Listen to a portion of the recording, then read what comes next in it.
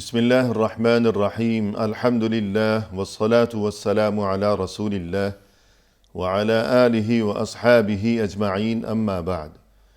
ناظرین کرام، السلام علیکم ورحمۃ اللہ وبرکاتہ۔ تفہیم دین کی اس بزم کے ہمراہ ہم آپ کی خدمت میں حاضر ہیں۔ آج کی اس ملاقات میں ہمارے ساتھ تشریف فرما ہیں محترم مہمان جناب شیخ عبد الباسط محمد ابراہیم صاحب، جو کہ معروف علمی شخصیت ہیں۔ تو آئیے ناظرین، پروگرام میں ان کا استقبال کیا جائے۔ السلام علیکم شیخ۔ وعلیکم السلام ورحمۃ اللہ وبرکاتہ۔ ہماری محفل میں آپ تشریف لائے، جو کہ ہمارے لیے یقیناً بہت ہی باعث مسرت ہے۔ ہم آپ کا شکریہ ادا کرتے ہیں۔ جزاکم اللہ خیرا۔ آپ کا بھی بہت بہت شکریہ۔ نوازش۔ محترم ناظرین، آج کی اس ملاقات میں ہمارا موضوع گفتگو ہے مسلمان کو اپنی زندگی سے کیا سبق سیکھنا چاہیے۔ یعنی یہ اٹل حقیقت ہے کہ اس دنیا کی زندگی میں ہر انسان بہت کچھ سیکھتا ہے، اپنے بڑوں سے سیکھتا ہے، اور بہت سی چیزیں انسان کتابوں سے سیکھتا ہے، اور بہت سی چیزیں انسان دوسروں کے تجربات سے نیز خود اپنے تجربات سے بھی سیکھتا ہے۔ الغرض یہ تمام زندگی سیکھنے سکھانے کا نام ہے۔ زندگی جو سبق سکھاتی ہے انسان کو، دانش مندی کا تقاضا یہ ہے کہ انسان اس سبق کو سیکھ لے، سمجھ لے، اور ہمیشہ اس سبق کو یاد رکھے۔ لہذا مسلمان ہونے کی حیثیت سے یہ ایک مستقل اور اہم ترین معاملہ ہے کہ مسلمان کو اپنی زندگی سے کیا سبق سیکھنا چاہیے۔ تو آئیے مہمان کی زبانی مفصل رہنمائی حاصل کی جائے۔ محترم ارشاد فرمائیے گا کہ مسلمان کو اس کی زندگی کیا سبق سکھاتی ہے۔ بسم اللہ الرحمن الرحیم، الحمد للہ رب العالمین، والصلاة والسلام علی اشرف الانبیاء والمرسلین، نبینا محمد وعلی آلہ وعلی اصحابہ اجمعین۔ رب اشرح لی صدری ویسر لی امری واحلل عقدۃ من لسانی یفقہوا قولی۔ ہم بچپن میں مدرسوں میں جاتے ہیں، اسکولوں میں جاتے ہیں پڑھنے کے لیے، لکھنے کے لیے، سیکھنے کے لیے۔ اس طرح یہ زندگی بھی ایک مدرسہ کے مانند ہے، جس کے اندر ہم سیکھتے رہتے ہیں، روزانہ سیکھتے رہتے ہیں، اور سیکھنے کے لیے جو وسائل چاہیے وہ سب اللہ تعالیٰ نے ہر انسان کو دیا ہوا ہے۔ آنکھیں دی اللہ تعالیٰ نے انسان کو، زبان دیا اللہ تعالیٰ نے، کان دیا اللہ تعالیٰ نے، عقل دیا، دماغ دیا، اور اللہ کے احسان مسلمان کے پاس قرآن بھی ہے، حضور کی سنت بھی ہے۔ تو ان چیزوں کی روشنی میں انسان روزانہ اپنی زندگی سے سیکھتا رہتا ہے۔ اور سب سے اہم ترین مسئلہ جو انسان کو سیکھنا ہے اپنی زندگی کے اندر، کہ اللہ تعالیٰ کے سوا کوئی خالق اور معبود نہیں۔ سبحان اس چیز کو سمجھنا ہے اور اس چیز کو عملی طور پر اپنی زندگی کے اندر لے کے آنا ہے۔ اگر یہ سبق انسان نے سمجھ لیا تو زندگی کا سب سے اہم سبق سمجھ لیا اس نے۔ اور اس کو جب سمجھ لیتا ہے انسان تو اس کے اندر خلوص آتا ہے، اس کے اندر وحدت الاتجاہ آ جاتا ہے، اس سے معلوم ہو جاتا ہے راستہ کس طرف ہے اور کس طرف جانا ہے۔ ایسا نہیں کبھی دائیں جا رہا ہو، کبھی بائیں جا رہا ہو، کبھی سڑک ڈھونڈ رہا ہو، کبھی راستہ ڈھونڈ رہا ہو، ایسا نہیں رہتا، اور پریشانی اور تردد کا شکار نہیں ہوگا، رہتا۔ کہ مقصد حیات ایک ہے، ہدف ایک ہے، منزل ایک ہے، مطلوب و مقصود ایک ہے۔ بہت ساروں نے یہ سبق سیکھا ہے، لیکن بہت چکر لے کے سفر کر کے، بہت سارے کتابوں کو پڑھ کے، ادھر جا کر ادھر جا کر، لیکن اور ٹھوکریں کھانے کے بعد انہوں نے یہ سمجھا کہ مقصد زندگی کا یہ ہے کہ اللہ تعالیٰ کی طرف چلنا ہے اور اللہ تعالیٰ کی عبادت کرنا ہے۔ صحیح۔ لیکن اللہ تعالیٰ نے مسلمان کے لیے آسان کر دیا، صحیح۔ اسے اللہ تعالیٰ نے ہدایت دے دیا، اور ہدایت کے وسائل بھی اللہ تعالیٰ نے اسے کیسے استعمال کرنا وہ بھی دے دیا۔ اللہ تعالیٰ فرماتے ہیں افلم یسیروا فی الارض، یہ چلتے نہیں دنیا میں، دنیا کے اندر چل کے دیکھتے نہیں کہ پہلے امتوں کے ساتھ کس طرح کے اللہ تعالیٰ رویہ کیا ہے۔ اللہ تعالیٰ قرآن پاک میں فرماتے ہیں واللہ اخرجکم من بطون امہاتکم لا تعلمون شیئا، یعنی اللہ تعالیٰ نے آپ کو اپنے ماں کے پیٹ سے نکالا جب تم جانتے کچھ نہیں تھے۔ وجعل لکم السمع والابصار والافئدہ، لیکن اس کے بعد آپ کو سمع دیا، کان دیا، آپ کو بینائی دی، آپ کو افئدہ دیا، آپ کو دل دیا اللہ تعالیٰ، جس سے آپ سوچ سکتے ہیں اور چیزوں کو جو جان سکتے ہیں۔ یہ سب چیزوں کو دینے کا مقصد یہ کہ آپ زندگی کا سبق حاصل کر لیں، زندگی کو سمجھ لیں اور اپنا ہدف جان لیں، اور اپنے اندر اللہ کے لیے اخلاص لے کے آ جائیں۔ تو پہلا سبق مسلمان کو زندگی سے یہ سیکھنا چاہیے کہ جس نے مجھے زندگی عطا کی ہے، یعنی وہ اللہ جس طرح وہ میرا خالق و مالک ہے اسی طرح وہ میرا معبود اور مطلوب و مقصود بھی ہے، اور جس طرح اس نے مجھے دنیا میں بھیجا ہے اسی طرح مجھے واپس پلٹ کر لوٹ کر اسی کے سامنے جانا ہے، کہ آیا بھی میں وہیں سے ہوں، جانا بھی وہیں ہے، کوئی مفر نہیں ہے، کوئی راہ فرار نہیں ہے۔ قل ان صلاتی و نسکی و محیای و مماتی للہ رب العالمین۔ سبحان اللہ۔ تو اس آیت کے بارے میں کچھ اس آیت کے اندر اللہ تعالیٰ ہمیں یہ کہہ رہے کہ ہماری پوری زندگی اللہ تعالیٰ کے لیے، جی تو اللہ تعالیٰ فرمانے قل ان صلاتی، یعنی کہہ دو کہ میری نماز، میری عبادتیں، جی میری نماز، قل ان صلاتی و نسکی، میرے تمام انساک عبادات یا جو کچھ بھی میں کرتا ہوں جی طور عبادت، و محیای و مماتی، اور میری زندگی اور میری موت، للہ رب العالمین، صرف اللہ تعالیٰ کے لیے، یعنی کہ زندگی کے اندر جو کچھ بھی میں کر رہا ہوں یہ صرف اللہ تعالیٰ کے لیے کر رہا ہوں، اسی کو اخلاص کہتے ہیں۔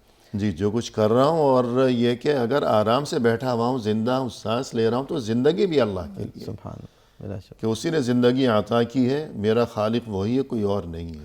اسی کو صراط المستقیم کہتے ہیں، جس کے لیے ہم صبح شام نمازوں کے اندر دعا کرتے ہیں، اہدنا الصراط المستقیم۔ تو اس صراط کو سمجھ لینا، اس پہ چل لینا، یہ سب سے بڑا سبق ہے جو انسان کو سیکھ لینا چاہیے۔ اور اس میں انسان کا اپنا ہی فائدہ ہے، بلا شکر۔ اگر اس بات کو سمجھے گا اور اسے اپنی زندگی کا اوڑھنا بچھوڑنا بنائے گا تو اس کا اپنا ہی فائدہ ہے، اللہ کا کوئی فائدہ نہیں ہے۔ اور اگر اس بات کو نہیں سمجھے گا، نہیں اپنائے گا تو اس کا اپنا نقصان ہے، اللہ کا کوئی نقصان نہیں ہے۔ جیسے کہ ایک روایت میں آتا ہے کہ تمام انس، تمام جن اگر ایک جگہ میں آ جائے اور اللہ تعالیٰ کی عبادتیں کرنے لگے تو اللہ کو کچھ فائدہ ہونے والا نہیں اس سے، جی اور تمام انس اور تمام جن آ کے مل کے ایک جگہ میں آ کر کے اللہ تعالیٰ کی نافرمانی کرے تو اللہ کے ملک میں کچھ نقصان ہونے والا نہیں ہے اس سے۔ جی تو اللہ تعالیٰ بے نیاز ہے، اللہ تعالیٰ صمد ہے، اللہ تعالیٰ کو کسی کی ضرورت نہیں ہے، اللہ تمام مخلوقات کو اللہ کی ضرورت ہے، تو ہم جب اللہ کی عبادت کرتے ہیں یا تو کوئی بھلائی کرتے ہیں تو اپنے ہی فائدہ کر رہے ہیں۔ جی ہاں، تو اب جب یہ بات مسلمان کو زندگی سے سیکھنی چاہیے کہ میں اللہ کے پاس سے آیا ہوں، اللہ ہی کے پاس لوٹ کر جانا ہے، یہی میرا مقصد زندگی ہے، یہی میرا ہدف ہے، یہی میری منزل ہے، تو ایسے میں اسے چاہیے کہ شرک سے بچے، بلا شبہ۔ کیونکہ اگر وہ شرک میں مبتلا ہوگا تو پھر اس کا کیا بھیانک انجام ہوگا، اس بارے میں فرمائیے گا۔ شرک اسلام کے اندر سب سے عظیم ترین ہے، تو سب سے برا گناہ مانا جاتا ہے، جی، قبیح ترین، سب سے قبیح ترین گناہ، جس کی وجہ سے انسان کا مستقبل مکمل طور پر ضائع ہو جاتا ہے، جی اور اس کے تمام اعمال ضائع ہو جاتے ہیں۔ شرک کے ساتھ کوئی عمل انسان کا قبول ہی نہیں ہے، بلکہ تمام انبیاء کا مقصد یہ تھا کہ شرک کو ختم کرو، توحید کو قائم جی، کرو۔ ہر نبی نے، ہر رسول نے اپنی اپنی امت کو اپنے زمانے میں توحید کی جانب دعوت دی کہ صرف ایک اللہ کی عبادت کرو۔ وما ارسلنا من قبلك من رسول الا نوحی الیہ انہ لا الہ الا انا فاعبدون، یعنی ہم نے آپ سے قبل جتنے بھی رسول بھیجے سب پر ہم یہ وحی نازل کرتے تھے کہ اللہ کے سوا کوئی معبود نہیں، تو پھر اللہ کی ہی عبادت کرو۔ جی، تو جتنے انبیاء کرام اس دنیا میں تشریف لائے تو ان سب کی بنیادی دعوت اور بنیادی پیغام یہی تھا کہ شرک سے بچو، صرف ایک اللہ کی عبادت کرو، اور اس کے علاوہ یہ کہ اس دنیا کی زندگی میں انسان جو بھی اچھے کام انجام دیا کرتا ہے تو اعمال صالحہ اور اسی طرح عبادات، ہر عبادت کی قبولیت کا دار و مدار اسی عقیدے پر ہے کہ شرک سے بچے انسان۔ بلا شبہ۔ وَقَدِمْنَا إِلَى مَا عَمِلُوا مِنْ عَمَلٍ فَجَعَلْنَاهُ هَبَاءً مَنْثُورًا، اور یہ کہ لَإِنْ أَشْرَكْتَ لَيَحْبَطَنَّ عَمَلُكَ، کہ اگر شرک کرے گا انسان تو جتنے اس کے اچھے کام ہیں، کہ زندگی بھر نمازیں پڑھتا رہا، کبھی حج کے لیے گیا، کبھی روزے رکھ رہا ہے، تو یہ تمام تکلیفیں اس کی جو ہیں یہ ضائع ہو جائیں گی، برباد ہو جائیں گی، محنت ضائع چلی جائے گی اگر وہ اللہ کے ساتھ شرک کیا کرتا ہو۔ ایک روایت میں آتا ہے کہ آپ صلی اللہ علیہ وسلم سے، یا تاریخ کی کتابوں میں آتا ہے کہ آپ صلی اللہ علیہ وسلم سے یہ پوچھا گیا کہ عبداللہ بن جدعان کے ساتھ کیا ہوگا، جو کہ ایک مشرک تھا، صحیح، لیکن وہ نیکیاں کرتا تھا، جی ہاں، لوگوں کے ساتھ بھلائی کرتا تھا، اور ایک روایت میں بھی آتا ہے حاتم طائی کے ساتھ کیا ہوگا، جی تو آپ صلی اللہ علیہ وسلم نے جواب میں یہ کہا کہ انہوں نے کبھی لا الہ الا اللہ نہیں کہا، جی تو جس سے معلوم چلتا ہے کہ جب تک آپ توحید کے پاسبان نہ بنے آپ کے اعمال کاؤنٹ نہیں ہوتے اللہ کے نزدیک۔ صحیح۔ حالانکہ یہ عبداللہ بن جدعان جو ہے یہ بعض ایسی روایت بھی ملتی ہیں کہ خود رسول اللہ صلی اللہ علیہ وسلم کے ساتھ بھی بعض مواقع پر اس نے بڑی نیکیاں بڑے احسانات کیے تھے۔ مشرکین مکہ کی طرف سے ظلم و ستم کے جو معاملات تھے اس ماحول میں رہتے ہوئے تو یوں اس طرح سے، لیکن چونکہ معاملہ توحید کا ہے تو جب تک توحید نہ ہو اور شرک پایا جائے گا تو ہر نیکی گویا کہ وہ ناقابل قبول ہے اللہ۔ شاید اس کا بدلہ دنیا میں مل جائے لیکن آخرت میں کچھ نہیں ملنے والا۔ تو یوں توحید کی اہمیت اور شرک سے بچنے کی اہمیت یوں سمجھ میں آئی کہ تمام انبیاء کرام علیہ السلام کا مقصد بعثت یہی تھا، جی اور یہ کہ ہر عمل کی عند اللہ قبولیت کا دار و مدار اسی چیز پر ہے، بلا شبہ۔ اور یہ کہ آخرت میں انسان کے لیے نجات کا دار و مدار اسی پر ہے کہ اس کا عقیدہ توحید جو ہے وہ درست ہو اور یہ کہ شرک سے وہ دامن بچائے رکھے۔ تو یہ ایک بات مسلمان کو اپنی زندگی سے سیکھنی چاہیے۔ ظاہر ہے کہ میں جب دنیا میں آیا تو اللہ نے پیدا کیا، تو جب اللہ نے پیدا کیا تو عبادت بھی اسی کی کرنی چاہیے، نہ کہ کسی دوسرے کی۔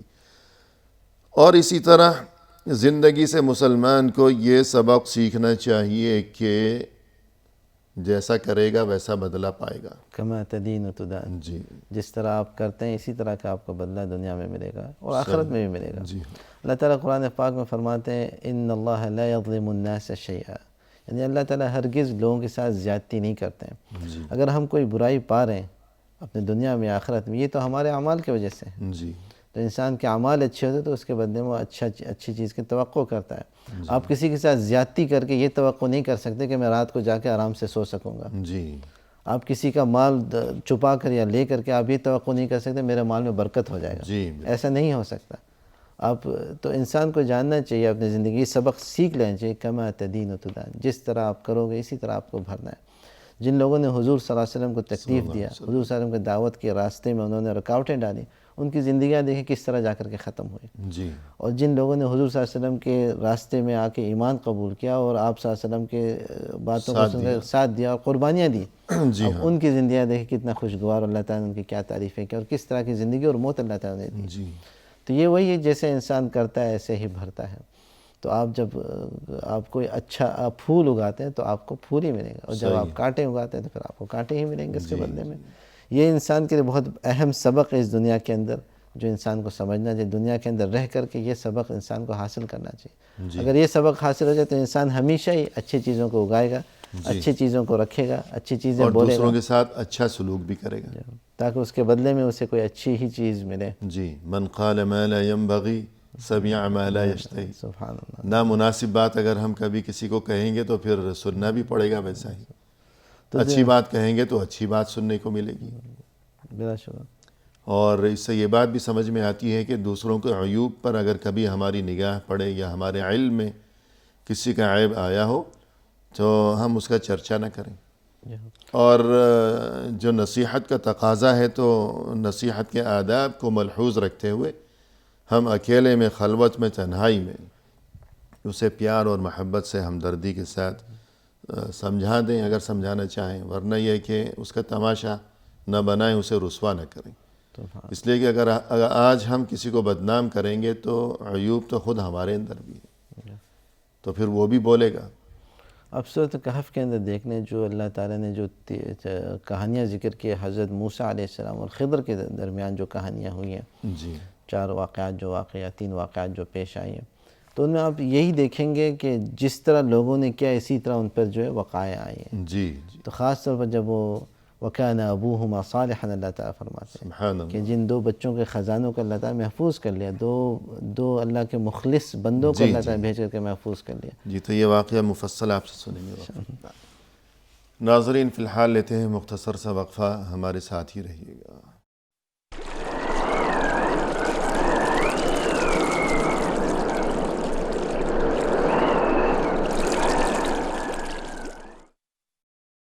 محترم ناظرین، وقفے کے بعد ہم حاضر خدمت ہیں، آئیے سلسلہ گفتگو کو آگے بڑھایا جائے۔ مہمان کی زبانی۔ شیخ، وقفے سے قبل یہ گفتگو چل رہی تھی کہ مسلمان کو اپنی زندگی سے یہ اہم ترین سبق سیکھنا چاہیے کہ قانون قدرت یہ ہے کہ جیسی کرنی ویسی بھرنی ہے ضرور، کما تدین تدان۔ تو اس بارے میں آپ جو ایک واقعے کا تذکرہ فرما رہے تھے سورۃ الکہف جی ہاں، میں، تو فرمائیے گا۔ سورۃ الکہف کے اندر یہ واقعہ پیش آتا ہے کہ حضرت موسیٰ علیہ السلام خضر کے ساتھ ملتے ہیں تو کچھ واقعات پیش ہیں۔ ان میں سے ایک واقعہ ایسا ہے کہ حضرت موسیٰ اور خضر علیہ السلام دونوں جو ہیں مل کر کے ایک دیوار قائم کرتے ہیں۔ جی اس دیوار کے متعلق اللہ تعالیٰ فرماتے ہیں وَكَانَ تَحْتَهُ كَنْزٌ لَهُمَا وَكَانَ أَبُوهُمَا وَأَمَّا الْجِدَارُ فَكَانَ لِغُلَامَيْنِ جی يَتِيمَيْنِ فِي الْمَدِينَةِ وَكَانَ تَحْتَهُ كَنْزٌ لَهُمَا وَكَانَ أَبُوهُمَا صَالِحًا۔ جی تو اللہ تعالیٰ فرماتے ہیں کہ جو دیوار حضرت موسیٰ علیہ السلام خضر کے ساتھ مل کر کے قائم کر رہے ہیں، اس کے تحت، اس کے نیچے ایک خزانہ ہے۔ جی یہ کس کے لیے؟ دو یتیم بچوں کے لیے، اور اس دیوار کو قائم کرنے کا مقصد وہ خزانہ محفوظ رہے۔ پھر اللہ تعالیٰ فرماتے ہیں ان دونوں یتیم بچوں کے ماں باپ والدین صالحین تھے، نیک تھے۔ اب والدین صالحین ہونے کے بدلے میں اللہ تعالیٰ نے کیا انہیں بدلہ دیا؟ ان کا ذکر قرآن میں کر دیا۔ دیکھیں کیا خوبصورت اللہ نے بدلہ دیا انہیں۔ سبحان اللہ۔ نیکی کا بدلہ نیکی۔ دوسرا، ان کے بچوں کو اللہ نے محفوظ رکھا۔ جی تیسرا، ان کے بچوں کے خزائن کو، مال کو، دولت کو بھی محفوظ کر دیا اللہ تعالیٰ نے۔ حالانکہ بعض مفسرین کے بقول وہ ان کے یعنی ساتھ فوری اور حقیقی والدین تھے بھی نہیں، معلوم نہیں کتنی پشتوں میں اوپر جا کر ان کے وہ دادا پردادا یا کچھ ایسے تھے۔ تو مقصد یہ کہ آپ کوئی بھی بھلائی کریں، کوئی اچھائی کریں تو اس کا حق محفوظ رہتا ہے، جی اللہ تعالیٰ اسے ضائع نہیں کرتا، اور ایسے ہی آپ کو بدلہ اللہ تعالیٰ دیتے ہیں۔ اور اگر برائی کریں گے تو برا بدلہ جو ہے۔ برا بدلہ اس کے مقابل میں ملے گا۔ جیسے کہتے ہیں کہ وفی کا عیوب وللناس اعین، کہ اگر ہم دوسروں کے عیب دیکھ کر چرچا کریں گے، بدنام کریں گے، تماشا بنائیں گے، تو عیب تو ہمارے اندر بھی ہیں۔ تو اگر ہم خاموش رہیں گے، دوسرے کے ساتھ عزت سے پیش آئیں گے، تو اسے بھی ہمارا عیب دکھ رہا ہے، اس کی بھی آنکھیں ہیں، تو وہ بھی خاموش رہے گا، لحاظ رکھے گا۔ لیکن اگر ہم بولیں گے تو وہ بھی بولے گا، تو جب وہ بولے گا پھر ہمیں برا لگے گا، پھر ہم سوچیں گے کہ ہم چپ ہی رہتے تو کتنا اچھا ہوتا۔ تو ایسی نوبت ہی نہیں آنی چاہیے۔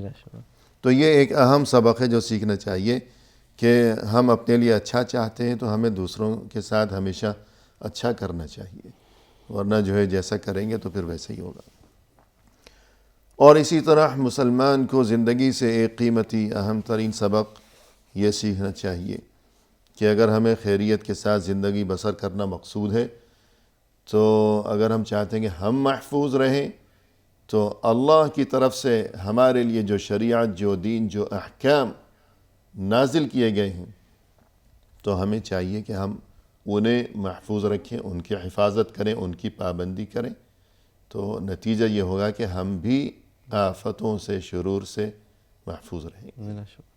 تو یہ تو ایک حدیث کا مفہوم ہے در حقیقت، جس میں آپ صلی اللہ علیہ وسلم فرماتے ہیں احفظ اللہ یحفظک، جی یعنی آپ اللہ کو محفوظ رکھیں تو اللہ تعالیٰ آپ کو محفوظ رکھیں گے۔ جی تو آپ اللہ کو محفوظ رکھیں کا مطلب یہ کہ اللہ کی شریعت کو قائم رکھیں، تو اللہ تعالیٰ آپ کو محفوظ رکھیں گے۔ جب آپ اللہ کی شریعت پہ چلتے ہیں تو شریعت کے برکت کی وجہ سے آپ کی زندگی کے اندر برکات آ جاتے ہیں، اور آپ کو اللہ تعالیٰ محفوظ کر لیتے ہیں، جی اور آپ کو شیاطین کے وساوس سے دور کر دیتے ہیں اللہ تعالیٰ۔ یہ شریعت کے برکات ہیں۔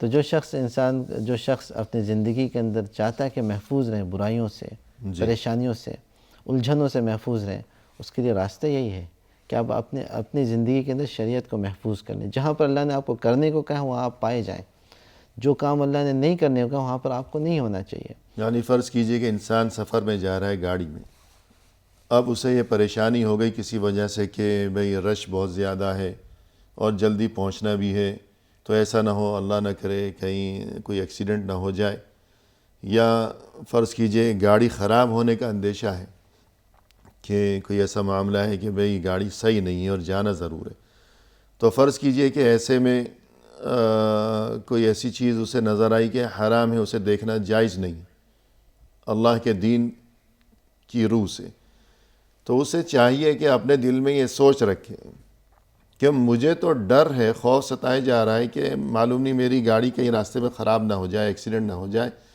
تو اللہ خیر کرے، میں اللہ سے خیر کا طلبگار بنا بیٹھا ہوں، تو اس چیز کو دیکھنے سے مجھے اللہ نے منع کیا ہے، تو مجھے بھی تو اللہ کا جو حکم ہے اس کا خیال، احساس، اور میرے دل میں اس کا بھی تو ادب اور کچھ عزت ہونی چاہیے، احساس ہونا چاہیے۔ تو اگر میں اللہ کی بات کا احترام نہیں کروں گا، اور اسے عزت نہیں دوں گا تو پھر میں یہ کیسے توقع رکھوں کہ آگے اللہ کی طرف سے میرے ساتھ بہتر ہوگا. اب وہ یا اسی طرح سوچئے نماز کا وقت ہے کہ آدمی سوچتا ہے کہ یا اللہ میں خیریت سے منزل پہ پہنچ جاؤں، کہیں گاڑی خراب نہ ہو جائے، ایکسیڈنٹ نہ ہو جائے، اور اذان کی آواز آ رہی ہے، مسجد کے سامنے سے گزر رہے ہیں، تو انسان کو فکر کرنی چاہیے کہ میں خود بھی تو اللہ کی بات مانوں اور اللہ کی مرضی کے مطابق میں بن جاؤں. اللہ کی طرف سے میرے لیے جو حکم ہے میں اس کی حفاظت کروں، اسے یوں ناقابل توجہ اور بیکار اور معمولی نہ سمجھوں. تو میں اللہ کے حکم کی حفاظت کروں، اس کے سامنے سر جھکاؤں، تب میں یہ امید رکھوں کہ جن چیزوں کا مجھے ڈر ہے، اندیشے ہیں، اللہ میری ان اندیشوں سے حفاظت فرمائے گا. ان اللہ لا یضیع اجر من احسن عملا. جی جو اللہ تعالیٰ ایسے نیکی کرنے والوں کے اعمال کو اللہ تعالیٰ کبھی ضائع نہیں کرتے. جی تو جو بھی آپ نے نیکی کی اس کے بدلے میں آپ کو اللہ تعالیٰ کی طرف سے کچھ نہ کچھ حاصل ہوگا، جس سے اللہ تعالیٰ آپ کو محفوظ رکھیں گے برائیوں سے. صحیح حدیثوں کے اندر جو واقعہ آتا ہے کہ 3 لوگ جو ایک پہاڑ کے اندر ایک غار کے اندر پھنس گئے تھے. جی تو یہ 3 لوگ جب پھنس گئے تھے غار کے اندر، روایت کے اندر آتا ہے کہ ان تینوں نے دعا کی اللہ تعالیٰ سے. صحیح. تو دعا کس طرح کی انہوں نے؟ تینوں نے اللہ کے سامنے ان اعمال کا ذکر کیا جن اعمال کو انہوں نے اللہ تعالیٰ کی خوشنودی حاصل کرنے کے لیے کیا تھا، کچھ نیک اعمال. تو پہلے شخص نے ذکر کیا کہ میرے والدین تھے اور میں والدین کے لیے کمائی کرنے جاتا تھا، اور ایک بار میں دودھ لے کے آیا تو اپنے والدین کو پلانے کے لیے میں کھڑا رہا پوری رات تک کہ وہ نیند سے جاگے تو پھر میں انہیں خدمت کروں، انہیں دودھ پلاؤں. صحیح. اور میرے بچے جو رو رہے تھے، لیکن میں نے والدین کی احترام یا قدر بچے رو رہے تھے بھوک پیاس کی وجہ سے کہ وہ دودھ پینا چاہتے تھے، لیکن میں نے بچوں کو نہیں پلایا. والدین کے انتظار میں پورا رات رہ گیا. جی تو فرمایا کہ اللہ اگر میرا یہ عمل آپ کو مقبول ہے، آپ کو پسند ہے، تو ہمیں یہاں اس غار سے نکال دیں. جی. تو غار تھوڑا بہت کھل گیا، جس چٹان سے بند ہو چکا تھا غار، وہاں سے تھوڑا کھل گیا. پھر دوسرے شخص نے کہا کہ یا اللہ میری ایک چچا زاد بہن تھی جس کے ساتھ جو مجھے بہت شوق تھا کہ اس کے ساتھ میرا رشتہ ہو جائے یا جو کچھ بھی ہو جائے، اور مجھے ایک بار موقع مل گیا، لیکن اس نے مجھے یاد دلایا کہ یہ کام ناجائز ہے، ایسا نہیں کرنا چاہیے، اس موقع کا اس طرح فائدہ نہیں اٹھانا چاہیے.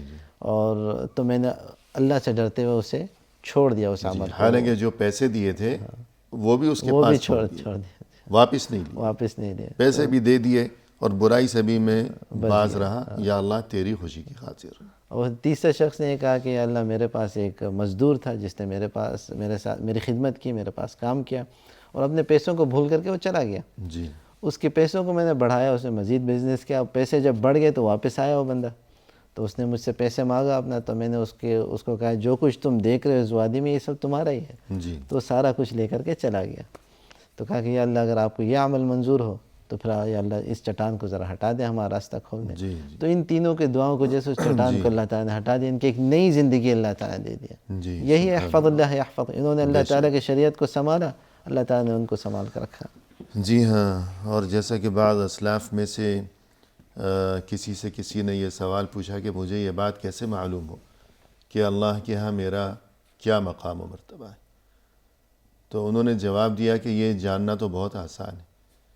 تم یہ سوچو کہ اللہ کے دین کے ساتھ تمہارا کیا معاملہ ہے. تمہاری نظر میں اللہ کے دین اور اللہ کی شریعت، اللہ کے احکام کی کیا حیثیت ہے، تمہارا کیا سلوک ہے. تو جواب مل جائے گا جیسا سلوک تمہارا اللہ کی تعلیمات اور احکام کے ساتھ ہے ویسا ہی تمہارا مقام وہاں اللہ کے پاس ہے. تو انسان جس قدر اللہ کے احکام کی پابندی کرے گا تو گویا اس کی نظر میں اللہ کی عزت ہے، مقام ہے، تو اسی قدر اسے اللہ کی طرف سے اپنے لیے عزت اور مقام اور درجہ نصیب ہوگا. تو یہ ایک اصول مسلمان کو اپنی زندگی سے سیکھنا چاہیے دینی تعلیمات کی روح سے کہ ہم اللہ کی طرف سے ہمارے لیے جو احکام ہیں، جو فرائض و واجبات ہیں، ان میں سستی و کوتاہی اور غفلت کی بجائے ان کی پابندی کیا کریں، ان کی حفاظت کیا کریں. یعنی پابندی تو نتیجہ یہ ہوگا کہ اللہ ہماری حفاظت فرمائے گا تمام مصیبتوں سے. تو یہ ایک بات ہو گئی جو کہ مومن کو یاد رکھنی چاہیے. اور اسی طرح دینی تعلیمات کی روح سے ایک اہم ترین سبق مومن کو یہ سیکھنا چاہیے کہ ظلم کا انجام بہت بھیانک ہوا کرتا ہے۔ ظلم کرے گا کسی کے ساتھ، یہ نہ سوچے کہ وہ میرا ہم مذہب ہے، مسلمان ہے، غیر مسلم ہے، اچھا ہے، برا ہے، فاسق فاجر ہے یا صالح ہے، بلکہ اگر بے زبان جانور کے ساتھ بھی ظلم کرے گا تو پھر بچنے والا نہیں ہے۔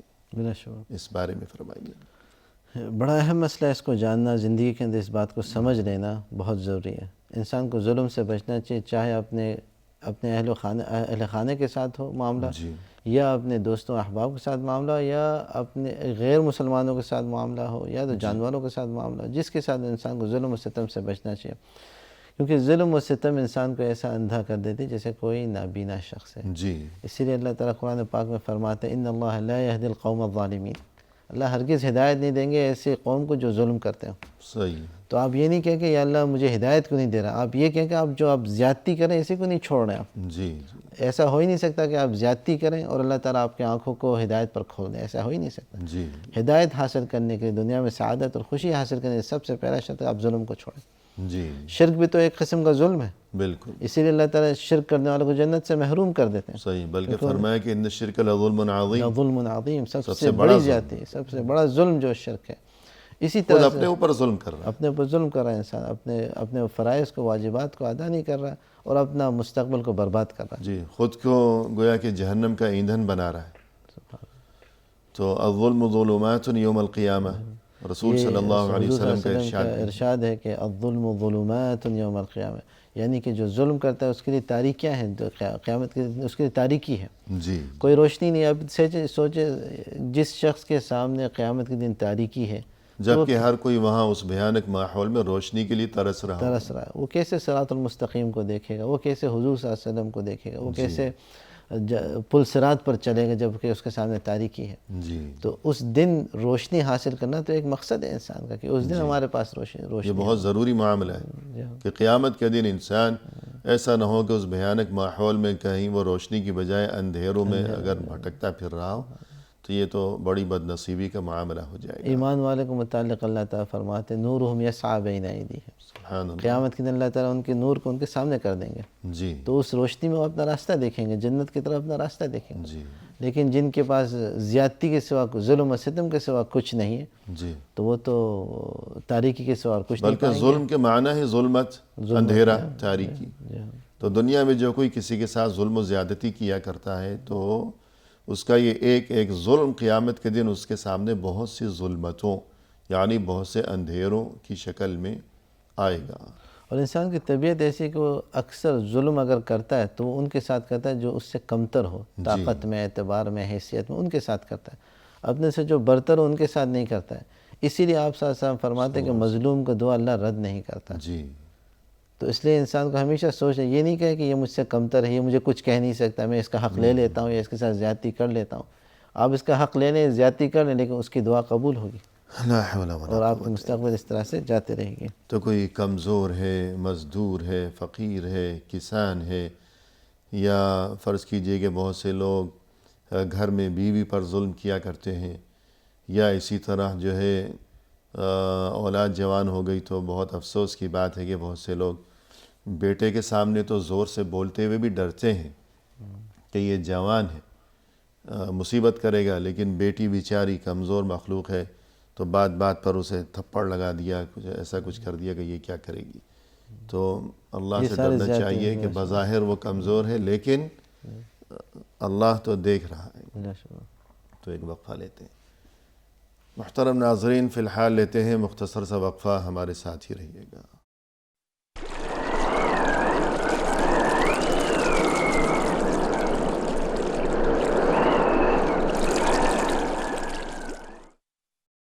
ناظرین، وقفے کے بعد ہم حاضر خدمت ہیں۔ آئیے سلسلہ گفتگو کو پائے تکمیل تک پہنچایا جائے اپنے مہمان کی زبانی۔ شیخ، وقفے سے قبل گفتگو یہ چل رہی ہے، جو آج کا ہمارا موضوع ہے کہ مسلمان کو زندگی سے کیا سبق سیکھنے چاہیے۔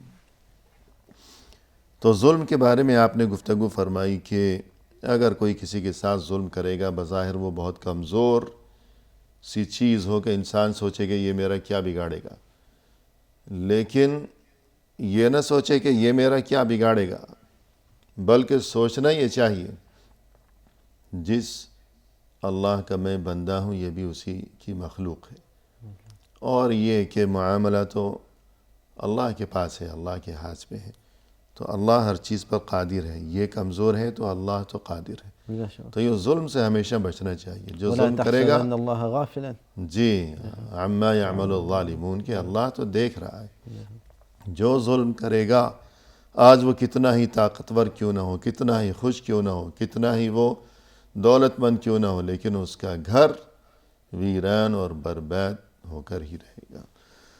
اس کے بعد زندگی سے ایک اہم ترین سبق مسلمان ہونے کی حیثیت سے ہم سبھی کو سیکھنا چاہیے کہ زندگی ہمیں یہ سکھاتی ہے کہ بنانا بہت مشکل ہے لیکن بگاڑنا بہت آسان ہے، تعمیر بہت مشکل ہے لیکن تخریب بہت آسان ہے۔ تو جو کچھ بنایا ہے ہم نے، زندگی اپنی لگا دی ہے جس کام میں، اپنی کسی نامناسب حرکت کی وجہ سے ہم اسے لمحوں میں برباد نہ کر ڈالیں، اس بارے میں فرمائیے گا۔ یہ بڑی اہم بات ہے کہ انسان تعمیر کرنے کے لیے، چاہے اپنی شخصیت کو تعمیر کر رہا ہو یا اپنے ایمان کو تعمیر کر رہا ہو یا اپنے ذہن کو تعمیر کر رہا ہو، بہت زیادہ وقت لگا دیتا ہے۔ صحیح۔ اب انسان کو دیکھیں، انسان کو ذہنی طور پر تعمیر کرنے، جسمانی طور پر تعمیر کرنے کے لیے انسان کو 15-16 سال لگ جاتے ہیں، اسی لیے یہ عمر بلوغ کا عمر ہوتا ہے 16-15 سال۔ تو اب تعمیر کے لیے اتنا وقت لگ گیا، اور تخریب کے لیے اس انسان کو تعمیر کیا، اس کو تخریب کرنے کے لیے ایک پروگرام دکھا دیں، جی ایک کورس کوئی غیر مناسب جگہ میں کروا دیں، یا تو کوئی غیر مناسب چیز دکھا دیں اسے، تو اس کے تخریب ہو جاتا ہے پورا۔ صحیح۔ تو تخریب ہمیشہ آسان رہتا ہے جی اور تعمیر ہمیشہ مشکل رہتا ہے۔ اب کسی ملک کو بنانے میں 50-60 سال لگ جاتے ہیں۔ جی، ایک عمارت کو تعمیر کرنے میں 2-3 سال لگ گئے، لیکن اگر گرانا ہو تو چند سیکنڈ میں جو ہے وہ۔ تو اس لیے ہمیں دو چیزوں کا خیال رکھنا ہے، کوئی بنی ہوئی چیز کو کبھی خراب نہ کریں، اس کی اصلاح کریں، اس کی مرمت کریں، اس کو خراب نہ کریں۔ جی اور تخریب کے مواقع جو ہیں یا تو جہاں جہاں ہوتے ہیں ان مواقع سے دور رہیں۔ جی ہمیں ان چیزوں سے جو ہے ہمیشہ بچ کر رہیں اگر ہم صحیح معنوں میں اس سبق کو سیکھ چکے ہیں۔ صحیح ہے جی۔ تو اسی طرح انسان جو ہے بعض اوقات، جیسے کہ اردو میں کہتے ہیں کہ انسان پہاڑ سے گرنے کے بعد دوبارہ اٹھ سکتا ہے، لیکن نظروں سے گرنے کے بعد پھر کبھی نہیں اٹھ سکتا۔ تو اگر ہمارا عمل اچھا ہے، اخلاق اور رویہ اچھا ہے، اور اللہ کی توفیق سے، اللہ کے فضل و کرم سے اگر ہمارا کردار اچھا ہے، لوگوں کے دلوں میں اگر ہماری عزت ہے، احترام ہے، تو ہمیں بھی چاہیے کہ اس چیز کی حفاظت کریں، کبھی کوئی غلط کام نہ کریں، غلط بات نہ کہیں۔ در حقیقت تعمیر کمائی جیسی ہے، جی آپ نے کوئی چیز کما لیا ہے، اور تخریب جو ہے ایسا ہے جیسے کہ آپ کسی کمائی ہوئی چیز کو خرچ کر دے رہے ہیں ایک لمحے میں۔ تو کمانے میں آپ کو پورا وقت لگ جاتا ہے، ہفتہ بھر لگ جاتا ہے، مہینہ لگ جاتا ہے، سال لگ جاتا ہے۔ جی جو کچھ آپ نے کما کے لایا، آپ اس کو خرچہ کرنے جائیں تو اس کو آپ کو لمحے لگتے ہیں، بس آپ اسے خرچہ کر کے آ جائیں۔ تو ہم اگر دیکھتے ہوں کہ کوئی آدمی ہماری عزت کرتا ہے، ہمارے بارے میں اچھا گمان رکھتا ہے، تو اگر ہم کوئی ایسی بات اس کے سامنے کریں گے جو کہ مناسب نہیں ہے، شاید وہ ہمارے سامنے کچھ نہیں کہے گا، لیکن یہ کہ وہ دل میں تو سوچے گا کہ میں اسے کیا سمجھتا تھا، اور ذرا اس کی باتیں سنو۔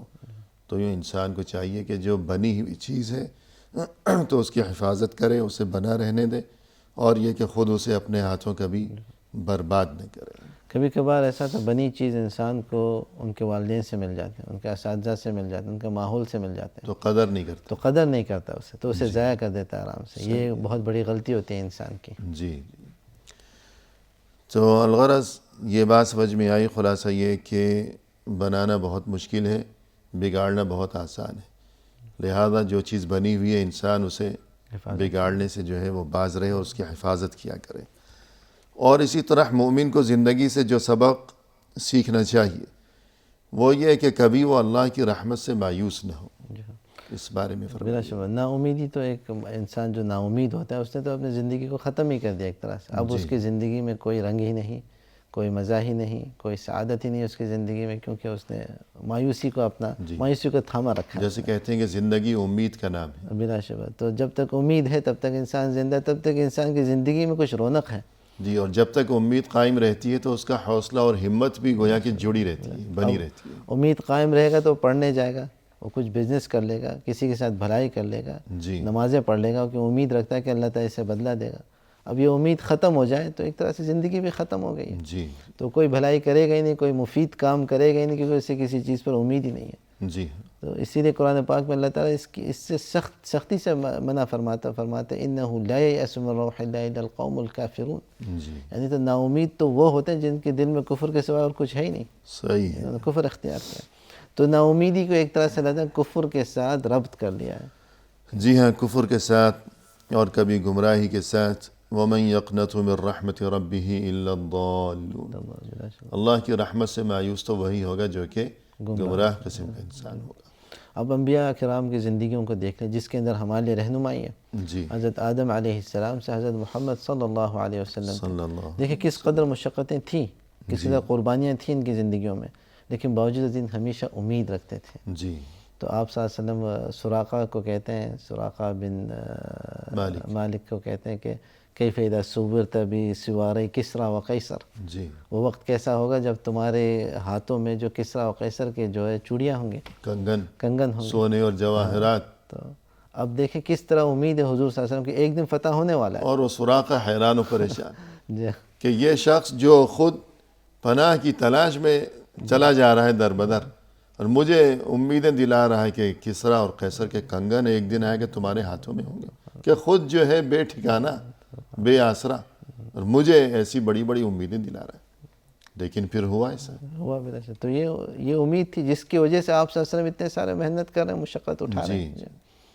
اور چونٹی اتنی ذرا سی چھوٹی سی مخلوق ہے، لیکن آپ دیکھیے اس کو سارا دن جو ہے دیوار پر چڑھنے کے لیے وہ کتنی بار اوپر جاتی ہے، اور پھر بالکل قریب پہنچ کر پھر گر جاتی ہے، پھر بیٹھتی نہیں ہے، پھر دوبارہ پھر اپنا سفر شروع کرتی ہے۔ ادھر حقیقت انسان کی فطرت ہے کہ امید ہو تو وہ محنت کرتا ہے۔ آپ چھوٹے بچے کو کہیں کہ آپ کو میں فلانی چیز دے رہا ہوں تو محنت کرنا شروع کر دیتا ہے۔ صحیح ہے۔ تو یہ ایک طرح سے اللہ تعالیٰ ہمیں دکھا رہے ہیں کہ یہ انسانی فطرت ہے۔ جی اب آپ نے امید کو ختم کر دیا تو اپنی فطرت کو بھی آپ نے خراب کر دیا۔ جی جی بالکل۔ تو گویا کہ زندگی دراصل نام ہی امید کا ہے۔ بلا شبہ جب تک امید زندہ ہے تو زندگی ہے، اور اگر امید ہی نہ ہو تو پھر زندگی کیا ہے۔ زندگی ختم۔ تو یوں کبھی نا امید نہیں ہونا چاہیے، مایوس نہیں ہونا چاہیے۔ یہ اہم ترین سبق مسلمان کو سیکھنا چاہیے اور ذہن نشین رکھنا چاہیے۔ اسی طرح ایک اہم سبق مسلمان کو یہ سکھایا گیا ہے کہ ہمیشہ اس کی جانب دیکھا کرے کہ جو دنیاوی لحاظ سے اس سے کم ہے، اور دینی لحاظ سے اس کی جانب دیکھا کرے کہ جو اس سے بڑھا ہوا ہے۔ تو اس بارے میں فرمائیے۔ یہ بڑی سبق آموز چیز ہے کہ جب بھی ہم دنیا میں ان لوگوں کو دیکھتے ہیں جو ہم سے کم اسباب رکھتے ہیں جی تو ہم شکر گزار ہوتے ہیں اللہ تعالیٰ۔ ہماری زندگی کھل اٹھتی ہے۔ ہاں کھل اٹھتے ہیں، ہم محسوس کرتے ہیں کہ کس قدر ہم اللہ کی نعمتوں میں جو ہے اللہ کی نعمتوں سے فیض یاب ہیں، جی جی اور کس قدر ہم اس دنیا میں جو ہے خوش ہیں۔ اس کو آپ محسوس کرتے ہیں اس وقت جب آپ دیکھتے ہیں ان لوگوں کو جو آپ سے کمتر ہے، محروم ہے۔ دنیا میں ایسے لوگ ہیں جنہیں ہفتہ بھر کھانا نہیں ملتا ہے، جی اور ہمارے یہاں ایسے لوگ ہیں جن کو ایک دن میں ایک وقت میں اتنا ملتا ہے جو کہ ایک ہفتے میں ملنا چاہیے۔ صحیح۔ تو انسان کو اس چیز کو محسوس کرنا چاہیے۔ جنہیں وقتاً فوقتاً کپڑے نہیں ملتے، ضرورت کے کپڑے ان کے پاس نہیں ہے، رہنے کا جگہ ان کے پاس نہیں ہے، ان کے پاس کوئی گھر نہیں مناسب، تو مختلف آفتوں میں مبتلا ہے، صحت اچھی نہیں ہے ان کی، بیماریوں میں مبتلا ہے، ان کے پاس علاج کا جگہ نہیں ہے۔ اب ایسے لوگ جب آپ دیکھتے ہیں تو آپ اپریشیٹ کرتے ہیں کہ اللہ تعالیٰ نے مجھے اتنی نعمتیں دی ہیں صحیح جن کا مجھے شکر گزار ہونا چاہیے۔ تو نعمتوں کی قدردانی ہوتی ہے اس طرح سے۔ جی ہاں، تو نعمتوں کی قدردانی ہوگی تو پھر شکر کی توفیق ہوگی، شکر کی توفیق ہوگی تو اللہ بھی خوش ہوگا، راضی ہوگا، اور مزید یہ کہ شکر کی توفیق ہوگی تو اللہ کی طرف سے مزید نعمتوں سے بھی نوازا جائے گا۔ لئن شکرتم لأزیدنکم۔ تو یہ اہم ترین بات ہمیشہ مسلمان کو یاد رکھنی چاہیے کہ دنیاوی لحاظ سے اس کی نظر اپنے سے اوپر والوں کی جانب نہ اٹھے۔ اوپر والوں کو دیکھے گا تو ہمیشہ رنجیدہ رہے گا، روتا ہی رہے گا، اور بہت کچھ اللہ نے اسے عطا فرما رکھا ہے، لیکن اس کے باوجود یہ اسے کم ہی لگے گا۔ اور ہمیشہ انسان سے اوپر کوئی نہ کوئی ہوتا ہی ہے۔ ہاں یہ تو ہے۔ تو آپ اگر بادشاہ بھی ہوں اپنے سے اوپر کو دیکھتے رہیں تو آپ اپنی بادشاہی میں بھی خوش نہیں ہوں گے۔ جی جی صحیح بات ہے۔ کہ ایک بادشاہ کو ایک چیز یعنی بادشاہت ملی ہوئی اور کیا چاہیے، لیکن شاید دوسرا کوئی بادشاہ ہو اس کے پاس کوئی ایسی نعمت ہو یا اس کا ملک اس کے ملک سے بڑا ہو تو خوش تو وہ بھی نہیں رہے گا. تو اس لیے اپنے سے کم والوں کو دیکھنا چاہیے ہمیشہ، تبھی انسان خوش رہ سکے گا. اور اسی طرح ایک اہم ترین سبق ہمیں یہ یاد رکھنا چاہیے کہ دوسروں کے بارے میں ہم ہمیشہ اچھا گمان رکھا کریں، بدگمانی سے بچیں. بلا اس شبہ بارے میں فرمائیے. یہ بڑی اہم چیز ہے. جب انسان کا ذہن اصل میں اسی چیز کا عکاسی کرتا ہے جس چیز کا وہ سوچ رہا ہوتا ہے. جی جب آپ لوگوں کے متعلق اچھا سوچ رکھیں گے تو آپ کے ذہن میں ایک اچھی سوچ رہے گی اور صحیح. ایک اچھا فکر رہے گا، اچھی نگاہ سے آپ لوگوں کو دیکھیں گے. جی جب آپ نے شروع سے ہی برا سوچ لیا لوگوں کے متعلق تو آپ تو اس کے متعلق اس کو بری نگاہ سے دیکھیں گے. جی اس کا ہر اچھا عمل آپ کو برا دکھے گا صحیح. کیونکہ آپ نے شروع سے ہی اس کے متعلق ایک نیگیٹو سوچ بنا لیا. جی تو حسن الظن بہت اہم ہے. حسن الظن جس کے پاس نہیں ہوتا وہ نفسانی طور پر بیمار ہو جاتا ہے. صحیح. وہ اگر ہر ایک کو چور سمجھتا ہر ہے. ایک کو چور سمجھتا ہے. کوئی بھلائی بھی کر رہا ہے تو اسے ایک بری طرح سے اس کی تعویل کرتا ہے، اس کا مطلب نکال دیتا جی ہے. وہ سمجھتا ہے اس کا کوئی مطلب ہے. کچھ مطلب ہے. تو جی ایک طرح سے اپنے آپ کو پریشانی میں رکھنا ہے، ایک طرح صحیح سے ہے. اپنے کو بیمار کرنا ہے. اس سے بچنے کے لیے انسان کو حسن الظن پر عمل کرنا چاہیے. جی ہاں. تو یوں جو ہے انسان دوسروں کے بارے میں ہمیشہ مثبت سوچ رکھے، بدگمانی سے بچے. تو یہ چیز جو ہے گویا کہ دینی طور پر شرعی طور پر ہمیں اس کا حکم دیا گیا ہے. ہمارے دین کا اور دینی تعلیمات کا یہ ایک اہم ترین شعبہ ہے، اہم ترین حصہ ہے. ان بعض الظن اثم، اللہ تعالیٰ جی فرماتے بے ہیں. شک. پروگرام کے اختتام پر ہم تہ دل سے آپ کا شکریہ ادا کرتے ہیں کہ ماشاءاللہ آپ تشریف لائے. آپ نے عمدہ دلنشیں انداز میں ہماری اور ناظرین کی رہنمائی فرمائی. تو اس موقع پر ہماری دعا ہے کہ اللہ تعالیٰ آپ کے علم میں، آپ کے عمل میں، آپ کی عمر میں آمین. مزید خیر و برکت عطا فرمائے. آپ کو بھی اللہ جزاکم تعالیٰ اللہ نیکیوں کی خیرا. توفیق دیں اور جزائے خیر دیں آپ کو اللہ تعالیٰ. آمین یا رب. اور اسی کے ساتھ محترم ناظرین، اختتامی موقع پر تہ دل سے ہم آپ کا بھی شکریہ ادا کرتے ہیں کہ آپ نے ہمارا یہ پروگرام دیکھا، اور اس دعا کے ساتھ کہ اللہ تعالی ہم سبھی کو اپنے دین کی درست فہم و فراست نصیب فرمائیں. ہمیں دیجیے اجازت اللہ کے حوالے. وآخر دعوانا ان الحمد للہ رب العالمین.